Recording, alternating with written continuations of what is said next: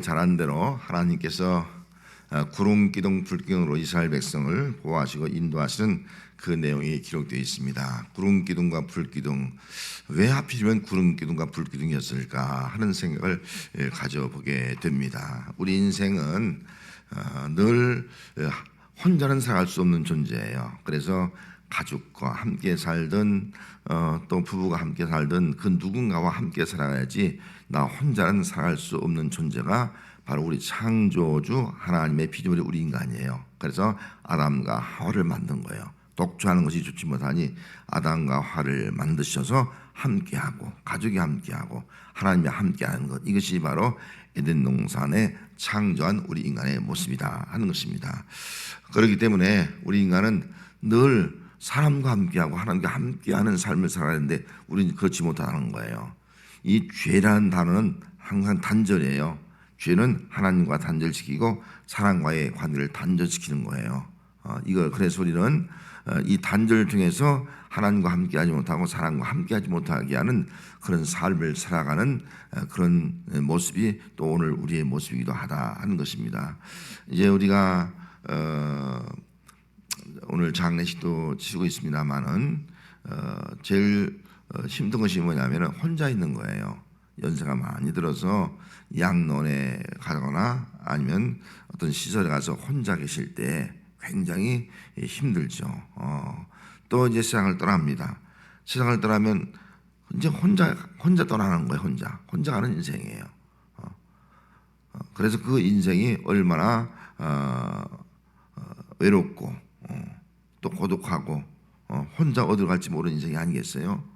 그렇기 때문에 이런 인생에게 사람과 함께하는 것도 중요하지만 하나님과 함께하는 것이 얼마나 중요한가를 보여주는 것이 바로 오늘 말씀이 되겠습니다. 자, 이스라엘 백성들이 이제 광야 생활을 출발했습니다.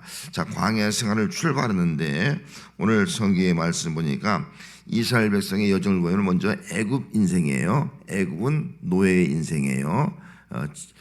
그리고 애굽에서는 고통과 억압을 당하는 인생이에요. 거기서 구원받아서 이제 광야 인생을 살아가요. 광야 인생은요 아무것도 없어요. 오히려 애굽은 먹을 것이라고 있고 또 집도 있지 광야는 아무것도 없는 거예요. 황량한 곳이 광야예요. 그 광야 인생이 있고요. 또 이 광야 인생을 거치면 우리에는 뭐예요? 약속의 땅의 인생이 있습니다.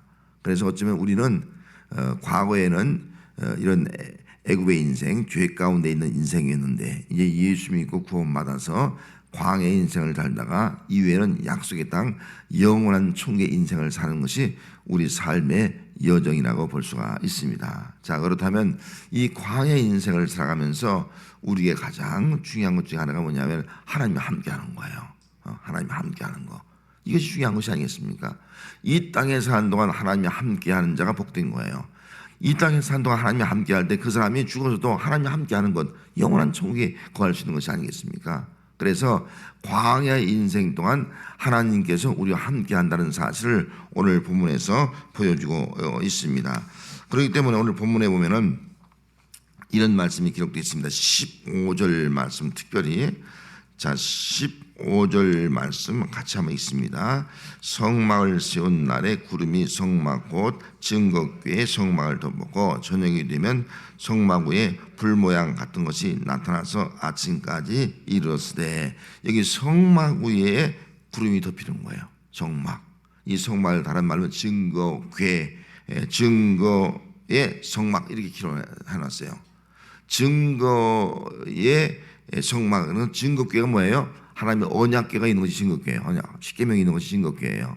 나중에는 이 언약궤 안에 십계명 말씀뿐만 아니라 아론의 싹이 난 지팡이와 또 만나가 거기에 넣지 않습니까? 이 당시에는 언약궤밖에 없었습니다. 이 당시에는. 그래서 언약궤, 증거궤가 있는 곳이 바로 이 성막이다. 그러면 성막이 어떤 것이냐? 증거궤, 하나님의 말씀이 있는 것이고 하나님이 임재하는 것이다 하는 것을 보여주고 있는 말씀이 되겠습니다. 자, 성막은 하나님께서 우리 인간을 구원하고 나서 구원받은 백성과 교제하기 위해서, 만나기 위해서 만든 것이 성막이에요. 그리고 하나님의 거룩한 백성으로 살아가기 위해서 십계명의 말씀을 준 거예요. 그런 성막 안에 십계명이 있단 말이죠.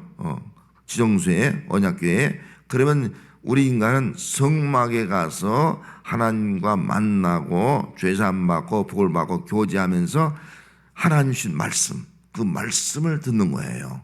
말씀을 듣고 살아가는 것이 바로 광야 인생이다라고 볼 수가 있습니다. 그러면은 여기 구름이 성막을 덮었고, 이 구름이라는 것은 뭐 별도의 특별한 어떤 구름이 형성된 것이 아니라 일반적인 우리 땅에 있는 구름을 의미합니다. 그 구름이 함께 뭉친 거예요. 구름이 함께 뭉친 것. 그러니까 초자연적인 현상을 볼 수 있겠죠. 구름이 막 얼마나 크게 뭉쳐 있는지 어마어마한 구름이 이 성막을 덮고 있는 것을 보여주고 있습니다. 그렇기 때문에 이 구름이 성막을 덮었다, 이 말 속에는 크게 두 가지의 의미가 있습니다. 이 구름이라는 말 속에는 무한함 그리고 불가해성을 나타내는 상징이에요. 불가해성. 그래서 무한하게 영원히 우리와 함께한다라고 하는 그런 의미를 보여주고 있고요. 또 한 가지는요, 하나님의 현현이에요. 하나님이 나타나는 거예요. 우리 인간은 하나님을 보면 죽잖아요. 모세도 하나님을 보여달라는데 하나님을 볼 수 없었잖아요. 이스라엘 백성도 하나님을 보지 못하잖아요. 그래, 하나님이 어디 있냐? 참 우리를 구원하신 하나님을 보여달라. 오늘날도 하나님이 어디 있느냐? 하나님만 보여주면 나 예수 믿겠다. 그런 말을 하고자 않습니까? 그래서 하나님께서 자기 자신을 직접 보여줄 수 없으니까 성막 위의 구름을 통해서 덮음으로 하나님이 나타나는 거예요. 상징적으로 하나님이 너희와 함께한다. 성막 가운데 함께하고 구름과 불기둥으로 붐으로 말미암아 하나님이 함께한다 하는 그 상징성을 보여주고 있는 것입니다. 그러면 이것이 신약에 와서는 누굽니까? 하나님의 모습을 우리에게 보여준 것이 바로 예수님이 아니겠어요? 예수님께서 하나님이신데 영이기 때문에 볼 수 없잖아요. 그래서 우리가 볼 수 있도록 하기 위해서 육신의 몸을 입고 동정녀 마리아에 탄생해서 이 땅에 오신 분이 바로 예수님이죠. 그래서 예수님은 하나님이시다. 그렇게 성경에 기록을 해놓고 있습니다. 눈에 보이기 위해서 오신 하나님. 예수님을 통해서 보이지 않는 하나님을 우리가 믿는 것이 아니겠습니까? 우리가 못 믿으니까 그렇게 보여주는 거예요. 이스라엘 백성들이 광야를 살아가면서 하나님을 믿어야 되는데 하나님이 보이지 않아. 그러니까 그들이 눈에 보이는 신을 만들었는데 그거 뭐예요? 금송아지를 만든 거예요. 자꾸. 우리는 눈에 보여야지 믿지, 눈에 보이지 않으면 믿지 못하는 거예요. 여러분, 눈에 보이는 것이 많아요? 눈에 보이지 않는 것이 많아요? 보이지 않는 것이 더 많은 것이 우리의 삶의 모습이 아니겠습니까? 영적인 인생은 다 눈에 보이는 것이 아니잖아요. 그래서 눈에 보일수록 하기 위해서 성막을 쳐라. 또 이 성막 가운데 하나님 임재하는데 그 임재의 표징으로 구름기둥과 불기둥을 딱 놓고 있는 거예요. 하나님이 임재하신다. 구름기둥 불기둥 올 때마다 하나님이 우리 가운데 임재하신다. 우리와 함께 하신다. 그걸 그들이 믿게 된 겁니다. 여러분, 광야 인생, 우리는 하나님을 보지 못하고 좀 하나님을 믿기 어렵지만은 구약에는 성막을 통해서, 그리고 구름기둥 불기둥을 통해서, 또 우리 신약에는 이 땅에 오신 예수님을 통해서 하나님이 정말 살아계시고 영원히 우리와 함께 하시는 줄 믿습니다. 예수님께서도 늘 말씀하신 것이 나는 떠나지만 내가 영원히 너희와 함께 할 것이다. 이 약속을 하고 있는 겁니다. 그래서 우리 구원받은 성도에게 주신 은혜는 하나님이 함께 하는 겁니다. 할렐루야. 이런 광야 인생 하나님이 함께 할 줄 믿습니다. 또 우리가 죽어도 그 가운데 하나님이 함께 할 줄 믿습니다. 그리스도와 함께 죽고 함께 살고 또 그리스도와 함께 하늘에 앉고 천국에 가고, 이게 우리 인생이에요. 하나님이 함께하는 것이 얼마나 귀한 존재인가 하는 것을 기억하면서 우리는 사람과 함께하고 가족과 함께하고 부부와 함께하는 것도 정말 감사한 일이죠. 더 감사한 것은 그 가운데서도 전능하신 하나님이 우리와 함께한다. 우리를 구원하신 하나님이 우리와 함께한다. 얼마나 귀한 일인지 몰라요. 이런 광야 인생이 아무리 거칠고 험해도 하나님이 함께하면 광야 인생을 가장 멋지게, 가장 아름답게, 가장 행복하게 살아가는 그런 삶이 될 줄 믿습니다. 자, 그러면 왜 하나님께서 구름기둥과 불기둥으로 성막을 덮어주셨느냐 하는 겁니다. 특별히 이스라엘 백성은 구원받은 백성이기 때문에, 구원받은 백성. 이걸 깨닫게 시키는 거예요. 너희들은 하나님이 구원했다. 이걸 깨닫게 하는 거예요. 그래서 구원받은 백성들에게 지키게 한 것이 있습니다. 그것이 뭐냐면 유월절이에요. 그래서 1절 말씀 한번 1절 2절 말씀 한번 읽습니다. 애굽 땅에서 나온 다음에 첫째 달에 여호와께서 시내 광야에서 모세에게 말씀하여 이르시되 이스라엘 자손에게 유월절을 그 정한 기일에 지키게 하라. 명령이에요. 유월절을 지키라. 유월절. 유월이라는 뜻은 넘어갔다는 뜻이거든요. 마지막 10번째 재앙 때 장자는 다 죽었잖아요. 짐승이든 사람이든. 그런데 하나님께서 모세를 통해서 문설주의 양의 피를 바른 집은 사자가 넘어갈 것이다. 죽으면서 넘어간 거예요. 피가 있는 집은 장자가 다 살아요. 첫 새끼가. 그럼 피가 없는 집은 다 죽어요. 그래서 이스라엘 백성들은 유월절 피, 어린 양의 피를 통해서 그들이 살게 되었어요. 이것이 바로 구원이라고 볼 수 있습니다. 그래서 유월절 어린 양의 피는 오늘날로 말하면 예수의 피를 예표하고 있는 것이죠. 예수의 피를 통해서 죽을 자가 살고, 예수의 피를 통해서 죽음이 넘어가고, 예수의 피를 통해서 우리가 구속을 받게 되고 영생을 얻게 된 것, 이것이 바로 구원받은 이스라엘 백성의 모습이요, 오늘 이 땅에 살아가는 우리 성도들의 모습이 된 줄로 믿습니다. 이런 성도들에게 유월절 지키라는 거예요. 유월절. 우리를 구원하신 분이 하나님이다. 이걸 잊지 말라는 거예요.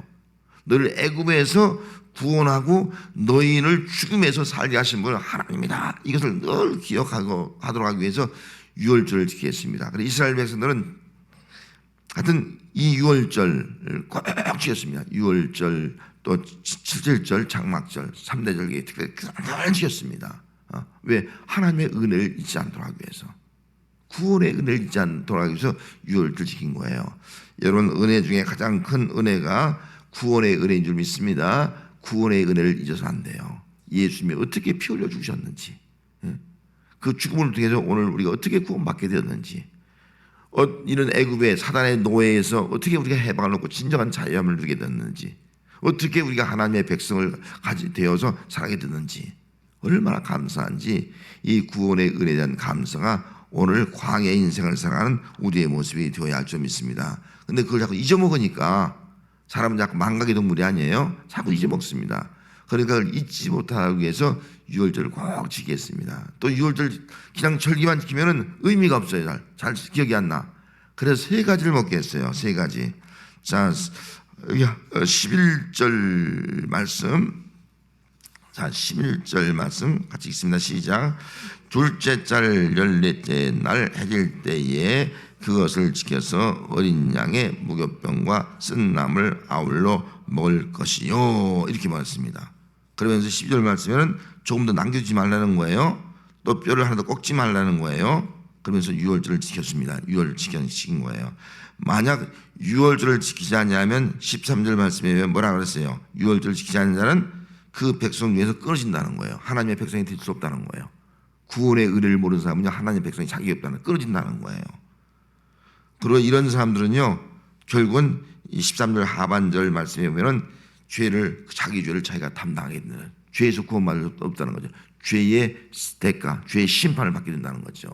그래서 그들은 유월절을 꼭 지켰습니다. 그래서 어린 양, 여기 어린 양의 고기를 먹었어요. 어린 양이 죽었잖아요. 그 어린 양은 예수님이 아니겠어요? 어린 양으로. 그래서 세례요한이 예수님이 지나가는 것을 보면서 뭐라고 증언했어요? 보라, 세상 죄를 지고하는 하나님의 어린 양이로다. 증언한 거예요. 어린 양은 예수님의 예표예요. 예수님은 어린 양으로 오신 거예요. 그래서 어린 양의 고기를 먹으면서 어린 양이 죽어서 우리가 살게 되었구나, 이걸 기억하는 거예요. 자, 그 다음에 또 뭘 먹었어요? 무교병. 무교병은요, 누룩이 없는 떡이에요. 맛이 없죠. 누룩이 들어가지 달콤하고 부풀어서 아주 부드럽고 또 아주 구수한 맛이 나는데, 누룩이 안 들어가니까 빵이 그냥 맛이 없어요. 아무런 맛이 없는 거예요. 그걸 먹으라는 거예요. 이런 무교병은 그들로 하여금 무교병을 먹을 때마다 그들이 이 땅에서 어떻게 살 것인가. 무교병은 떡을 의미하는 것이 아니라 빵을 의미하는 것이 아니겠습니까? 그래서 무교병을 먹으면서 우리에게는 떡이 필요한데 그 떡은 생명의 떡이 필요하다. 하나님이 주는 이제 그 만나를 주지 않습니까? 만나를 통해서 하나님이 주신 만나가 필요하다 하는 것을 깨닫게 만듭니다. 그것이 곧 신약에 와서는 예수님께서 뭐라고 말하세요? 내가 생명의 떡이다. 그렇게 말씀하고 있습니다. 생명의 떡. 그래서 우리는 하나님의 말씀을 통해서 우리의 생명의 떡을 먹으면서 살아가는 것이 바로 우리의 신앙이다 하는 것을 보여주고 있습니다. 그래서 무교병을 먹도록 그렇게 먹었습니다. 그리고 쓴 나물 온 거예요. 여러분 나물도 쓴 나물 진짜 지독하잖아요. 나물도 양념을 해서 좀 고소하고 좀 맛을 낸데 먹어야지 나물이 맛있지. 쓴 나물을 먹기도 지독해요. 이 쓴 나물은 너희들 애굽 땅에서 어떤 고통을 당했는가? 어떤 얼마나 큰 그런 아픔과 억눌림과 채찍과 이런 고통을 당했는가? 그걸 기억하라는 거예요. 과거에 이런 가운데서 하나님이 너희를 구원했다. 그걸 기억하도록 하기 위해서 그들이 철저하게 유월절을 지켰습니다. 유월절을 지키면서 그들은 하나님께서 주신 은혜가 얼마나 감사한지, 내가 지금 살아있는 것 하나님의 은혜다, 구원의 은혜다. 그걸 늘 기억했습니다. 모든 가족들이 다 기억한 거예요. 그래서 구원의 은혜에 감격하면서 살아갔습니다. 우리를 살리신 하나님, 우리를 하나님의 거룩한 백성을 삼으신 하나님, 그리고 우리의 모든 죄를 사하신 하나님, 그리고 우리를 거룩한 하나님의 백성으로 하나님과 만날 수 있게 하신 하나님, 얼마나 감사한지.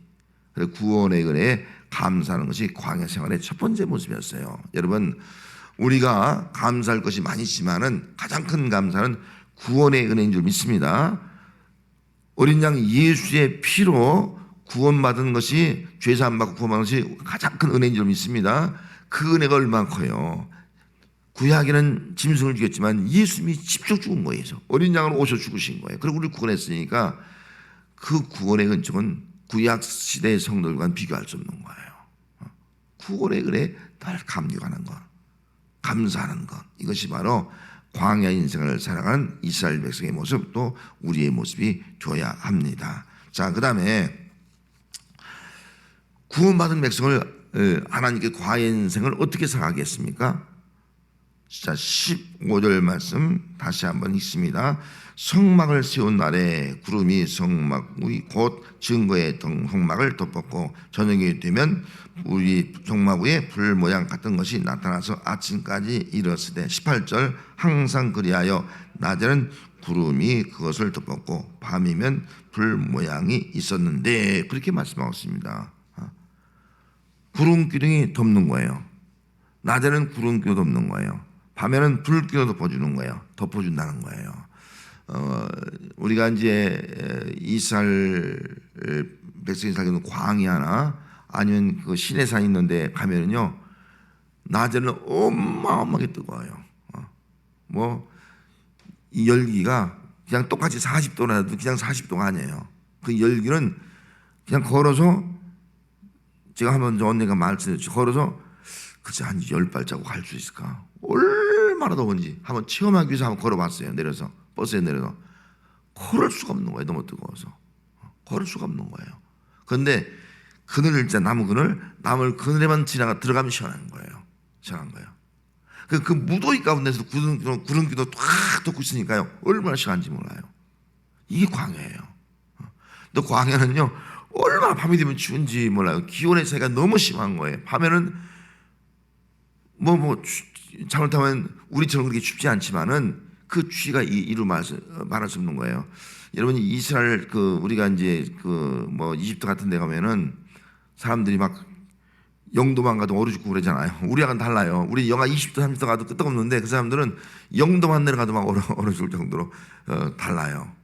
그 따뜻한 지역에 사는 사람들은 그만큼 우리와는 다르다 하는 것을 보죠. 그렇게 엄청 추우면 잘 수가 없는 거예요.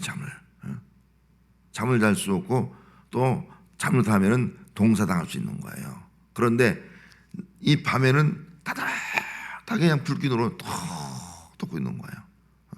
얼마나 따뜻해요. 여러분, 우리가 가정에 살면서 만약 집이 없다고 생각해 보세요. 여러분 어떻게 하세요? 집이 없으면 살 수가 없잖아요. 에어컨으로 팍 틀어서 그냥 시원하게 해주고, 여름에는. 겨울은 또 난방 탁 따뜻하게 해주고, 그래서 사는 것이 아니겠어요? 그게 집이에요. 집. 이스라엘 백성은 집이 없잖아. 텐트에 텐트. 그런데 그 텐트 속에서 다 견디기 쉽지 않잖아. 난방이나 에어컨이 없기 때문에. 근데 구름기둥을 통해서 서늘하게 해주고, 저 밤에는 불기둥을 확 덮어갖고선 따뜻하게 해주고. 세상에 누가 그렇게 해줄 수 있겠어요? 누가? 하나님이 이렇게 세밀하신 분이라고요. 이렇게 구원받은 백성을 자세하게 돌보시고 보호하신 분이라고요. 이걸 깨닫게 하는 거예요. 너희들 광야 인생 살지만 내가 너희를 보호한다는 거예요. 늘 지킨다는 거예요. 할렐루야. 이런 광야 인생 살아가지만 구원받은 백성은 하나님이 이렇게 살아간다는 거예요. 이렇게 내가 너희를 따스하게 해주고 시원하게 해주고 너희 인생 광야 인생 길 내가 이렇게 함께한다. 그걸 날마다 체험하니까요 얼마나 감사한지 몰라요. 하나님은 우리와 함께 하시는 분, 또 우리를 지키시는 분인 줄 믿습니다. 그래서 신명기 32장 10절 말씀에도 여호와께서 그 황무지에서 짐승이 부르짖는 광야에서 만나시고 호위하시며 보호하시며 자기의 눈동자같이 지켰다. 할렐루야. 이게 하나님이에요. 광야에서, 짐승이 부르짖는 광야에서, 황무지에서 하나님이 우리를 만나주시고 호위, 군대들 동원해서 우리를 지켜주시고, 호위미사를 지켜주시고 보호하시고, 근데 보호하시고 자기의 눈동자같이, 여러분 눈동자 우리가 얼마나 소중해요. 눈동자같이 그렇게 우리를 지켜준다. 이게 하나님의 사랑이에요. 여러분 광야 인생을 통해서 나와 함께 하신 이 하나님의 사랑, 하나님의 보호하시고 지키심 속에 살아가는 그런 귀한 은혜를 누리는 성도가 되시기 바랍니다. 하나님은 주무시도 아니하고 졸지도 아니하고 우리를 지키시고 보호하시는 하나님을 믿습니다. 이 하나님을 믿을 때 얼마나 든든한지 몰라요. 얼마나 든든한지 모릅니다. 이것이 바로 광야 인생 살아가는 우리의 삶의 여정에 하나님의 은혜다 하는 겁니다. 또 한 가지는 이제 그들에게 살아갈 때도 하나님의 말씀만 따라가라는, 말씀 따라가라는 거예요. 하나님이 인도하신 대로만 따라가라는 거예요. 그래서 18절 말씀에 뭐라고 말씀하고 있습니까? 18절 있습니다. 이스라엘 자손이 여호와의 명령을 따라 행진하였고 여호와의 명령을 따라 진을 쳤으며 구름이 성막 위에 머무는 동안은 그들이 진영에 머물렀고, 그렇게 말했어요. 진영에 머물렀고, 구름이 가면 따라가는 거예요. 구름이 머무르면 머무르는 거예요. 하나님의 명령을 따라서 순종하는 거예요. 그래서 그들은 구름이 인도한 대로 가는 거예요. 구름이 가면 가고 구름이 머물면 머물고 인도한 대로 가는 거예요. 우리 인생은 하나님께서 구름기둥 불기둥 우리를 인도할 줄 믿습니다. 하나님의 말씀대로 순종하라는 거예요. 그래서 여기 특별히 22절 말씀에 가서 보면은, 자 21절도 한번 보게요. 21절 혹시 구름이 저녁부터 아침까지 있다가 아침에 그 구름이 떠오를 때에는 그들이 행진하였고 구름이 밤낮 있다가 떠오르면 곧 행진하였고, 또 22절 이틀이든지 한 달이든지 1년이든지 구름이 성막 위에 머물러 있을 동안에 어떻게 했어요? 진영에 머물러 있었어요. 여러분 갈 길이 바쁜데 일주일만 머물러 있어 보세요. 아니 하나님 언제 갑니까? 언제 약속의 땅까지. 막 속이 막 뒤집어질 거예요. 지난번에 설교한 대로 엘리베이터에서 우리가 한 며칠을 기다리기 어렵다 그러잖아요. 한 40초를 기다리기 어렵다 그러잖아요. 우리가 막 일주일 기다린다. 못 기다려요. 근데 그것도 한 달 기다린다. 기다리려 하면 그냥 막 화가 나서 막 거품이 날 거예요. 1년을 기다린다. 이건 어떻게 해야 됩니까? 완전 포기죠. 이건 그런데 순종 훈련이에요. 원망하지 않아. 떠오르면 가. 근데 구름이 머물러 있으면 그대로 머물러 거예요. 일주일이든 한 달이든 1년이든 머물러 있는 거예요. 여러분 대단하지 않습니까? 순종 훈련시키는, 하는 말씀 순종 훈련시키는 거예요. 하나님이 가면 가고 하나님 머물러 있으면 머물고, 구름은 하나님의 임재 상징에 하나님이 가시면 가고 하나님 머물러 있으면 머물렀고, 순종이에요. 머물러 있는데 아이고 하나님 아무리 구름끼리 몰려서 갈 길이 바쁘니까 저 혼자 가겠습니다. 가면 광야에 죽는 겁니다. 죽어요. 먹을 것도 없고 더워서 목말라서 죽습니다. 그렇게 하지 않고 이스라엘 백성은 그대로 머물렀을 때는 그들이 머물러서 하나님과 교제하고 또 가족과 이웃과 교제하고 이런 삶을 살아가는 거예요. 또 재정비하고 그리고 또 출발하고 그런 삶을 살아가게 된다 하는 것을 여기서 보여주고 있습니다. 여러분, 광야 인생, 하나님이 인도하는 대로 따라가는 우리 인생이 되어야 할 줄 믿습니다. 할렐루야. 하나님이 머물러 있으면 우리도 그 장소에 머물러 있어야 됩니다. 할렐루야. 내 마음대로 살아가는 인생이 되어서 안 됩니다. 이것이 바로 광야 인생의 훈련이에요. 우리가 하나님의 인도하는 대로 살아가면 하나님은 우리를 맑은 물과 푸른 초가 인도하고 약속의 땅으로 인도하고 영원한 천국으로 인도하시는 은혜가 함께할 줄로 믿습니다. 그래서 철저하게 순종해야 됩니다. 그런데 이스라엘 백성들이 그 1세대는 순종하지 못했어요. 어떤 데 물이 없다, 뭐가 없다, 모세가 어떻다, 막 원망이 시작했어요. 그래서 1세대는 순종하지 않으므로 광야에 죽은 거예요. 그 제2세대가 이제 약속의 땅에 들어가게 됩니다. 그러면서 신명기 34장 9절 말씀에 보면 이렇게 말씀하세요. 모세가 눈의 아들 여호수아에게 안수하였으므로 그에게 지혜의 영이 충만하니 이스라엘 자손이 여호와께서 모세에게 명령하신 대로 여호수아의 말을 순종했더라. 하나님께서 여호수아를 통해서 주면 다 순종했더라. 여러분, 순종보다 귀한 거예요. 순종은 복이에요. 순종. 그래서 광야의 인생 어떻게 살아갈까? 하나님이 우리 인생을 인도하신다. 그리고 인도한 대로 우리는 순종한다. 할렐루야. 이것이 바로 광야의 인생을 살아가는 우리 성도의 삶이 되어야 할 줄로 믿습니다. 오늘 우리는 저와 여러분들이 광야의 인생을 살아가고 있습니다. 이 말씀을 통해서 광야의 인생을 어떻게 살 것이냐. 광야의 인생 혼자 살 수 없어요. 하나님이 함께할 줄 믿습니다. 하나님이 함께하는 그런 여정을 살아가는 성도가 되시기 바랍니다. 함께하시는 하나님께서 우리를 보호해 줄 줄 믿습니다. 함께하시는 하나님께서 우리를 인도할 줄 믿습니다. 함께하시는 하나님께서 우리에게 필요한 거 다 공급해 줄 줄 믿습니다. 이 믿음을 가지고 하나님의 은혜로 살아가는 삶이 우리 모든 성도의 삶이 되시기를 주의 이름으로 축원합니다.